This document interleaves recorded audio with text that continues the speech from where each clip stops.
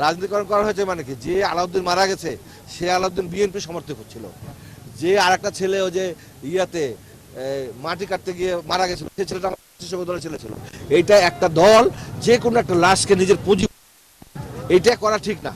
এখান থেকে ফেরত আসার করেছে এবং এটাকে কেন্দ্র করে 7টি বাড়ি ভাঙচুর করেছে।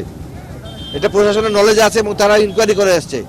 এইগুলি বন্ধ করতে বলেছি আমি, এবং গতকালকে আমি ইফতারিতে গেছিলাম, সবাইকে আমি শান্ত থাকতে বলেছি এবং আইন তার নিজস্ব গতিতে চলবে এইটুকু আমরা বলেছি।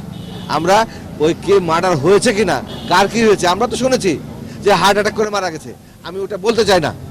নগদ নিয়ে এলো হার না মানা হার অফার। সর্বনিম্ন 10,000 টাকা রেমিটেন্স নগদে পাঠালে থাকছে স্বর্ণের হার জেতার সুযোগ। ওইটা পোস্টমর্টম হয়েছে, রিপোর্ট পাওয়া যাবে, সেখানে ক্লিয়ার হয়ে যাবে। আমাদের এসব নিয়ে মাথা ব্যথা নয়, আমাদের মাথা ব্যথা হলো আইন শৃঙ্খলার অবনতি করতে চাইলে যে উচিত সেটা প্রশাসন যেন করে, সেটা আমাদের বক্তব্য। আমি একজনের নাম বলতে বাধ্য হচ্ছি, মোহনপুর উপজেলা জামাত নাম হচ্ছে আওয়াল,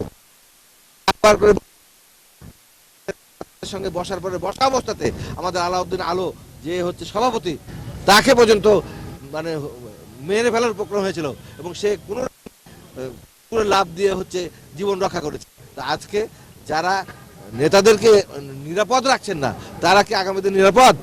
এই পরিবেশ থেকে ফেরত আসতে হবে সবাইকে।